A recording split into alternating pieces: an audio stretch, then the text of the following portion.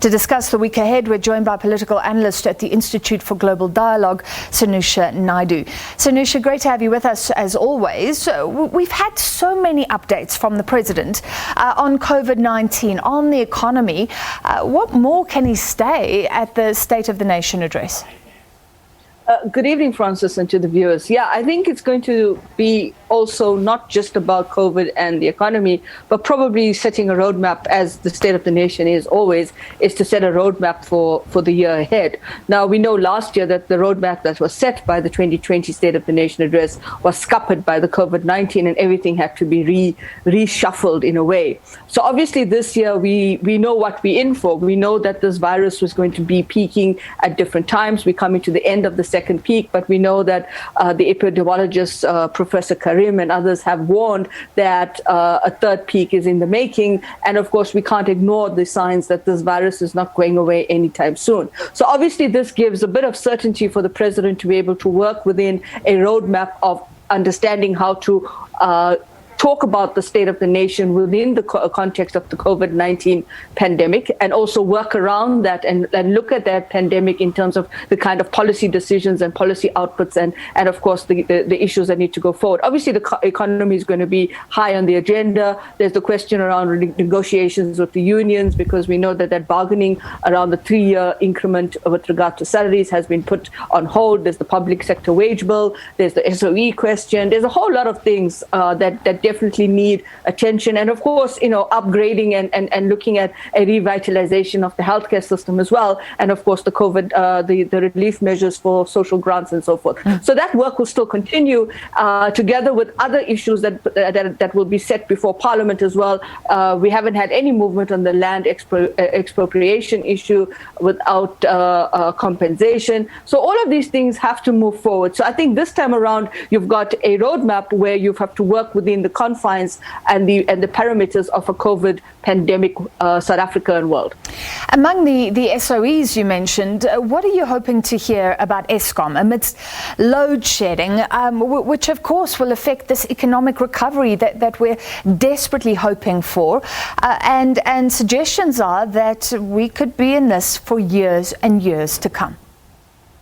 Yeah, I mean, the CEO or the CEO, Andre de Ruyter, had indicated previously that South Africans must brace themselves for almost 18 to 24 months of load shedding.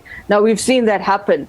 Every second weekend, or sometimes every weekend, we see the stage of load shedding being announced, and we being part of that. So obviously we know that that's the certainty that we have to live with for the next 18 months. In terms of what I'd like to see the President and perhaps even the executive management of Eskom do, is try and tell us more certainty how far we're moving ahead with the maintenance of these different power stations and substations, because a lot of that is why we are in load shedding. They're poorly maintained, or they have old maintenance infrastructure that needs to be upgraded. We're still very reliant on coal-generated energy. We have flimsy excuses as well, around why the coal, why load shedding happened over this weekend. Somebody saying the coal got wet. I don't think those are very reputable excuses that you could claim. These are things that can be salvageable, and interventions can be made. I think what I really want to see is where we are at the stages of these different maintenance plans and generation plans that they have. We're not going to basically move immediately to green energy or to nuclear energy or to any kind of sustainable energy in the next year or two. That takes time. Also, I think in terms of independent power producers, where that is, etc., and what the process is in monitoring, evaluating, and making sure that we don't have any dodgy deals. And corruption is the kind of mainstay phrase in this country in terms of what's happening with state tenders and so forth. So I think in that way, we want to see what's going on there. And of course, with SAA, I would like to hear a more repurposing vision for SAA, as opposed to just trying to say, okay, we're going to bail out, or we're going to we are in talks with the fact that the management and the workers need to be paid, etc. I think SAA as an airline, as an infrastructure, as a key point for the country has to be repurposed in some way, maybe even taking on a much, not necessarily only about cargo and only about passenger airline, but also in terms of being much more productive in terms of rolling out vaccines and stuff like that. So I think it's got to be a key kind of hitting the key tones in the State of the Nation address, but one that I suspect people at the current level where we are now, people may be feeling very frustrated, very despondent, apathetic, so they may not even give the kind of traction that the State of the Nation address is supposed to be given. They may just switch off because, again, they are frustrated, like you said, COVID-19, economy, things are not looking good right now. Yeah, indeed. It's a tough time for the president. And he's also in a bit of a political quandary. Maybe the State of the Nation, not the right platform, but the president has been criticized. Some questioning him, saying, let's give former President Jacob Zuma time and space to think about his decision to defy the Constitutional Court that said he should appear at the Zondo Commission. Are these coming days and hours crucial for the head of state, for the head of the ANC at least, to show that the Constitution and judges in South Africa must be respected? Yeah, I think, listening to the president on Friday, and I think he was asked about the Tea Party that that former President Zuma was hosting with the leader of the EFF. He tried to dodge, and he tried to basically detract from that, not dodge, detract from that in a statesman-like way. But I think at the same time, it's a difficult position for him to make any comment on what that was about, but also in terms of the president talking about former president's statements about the Zondo Commission and, of course, the Constitution and so forth. I do think, however, that the comments made about the Constitution, and that even what the Secretary General said about the Constitution, saying he respects it, but he doesn't necessarily think it's the mighty document of the land, which is incorrect. I think that needs to be sacrosanct. That those statements in terms of what the General Secretary said and in the statements about the Constitution cannot be something that is left behind. It has to be said that this is the reason why we have this Constitution. It governs our political body of the state. It is supposed to be upheld. The Constitutional Court, as the apex court of the land,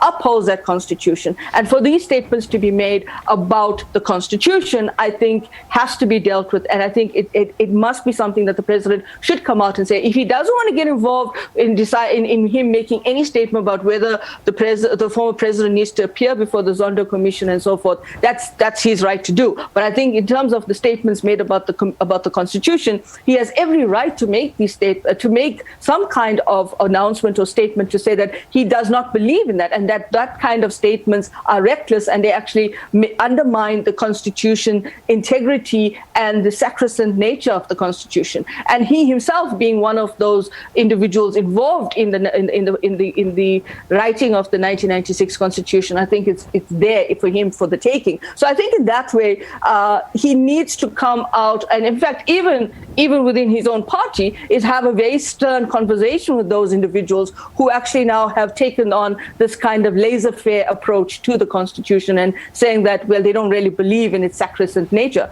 I think that's not true. This Constitution builds on our democratic process. It builds on what the transition and the negotiated settlement was. And if we are now talking about these issues in this kind of flippant manner, then I think we need to be those people who are doing that need to be brought to book, and they need to be held accountable for that. It doesn't mean that if the former president doesn't want to go to the Zondo Commission, that's whatever he has to decide. And of course, the legal team, the legal issues are there to define that and what the consequences and repercussions they are. But those statements around the Constitution, I think, are just reckless, and we don't want to end up in a situation where we have sections of our population then saying, but former President Zuma said it, so it must be true. Yeah.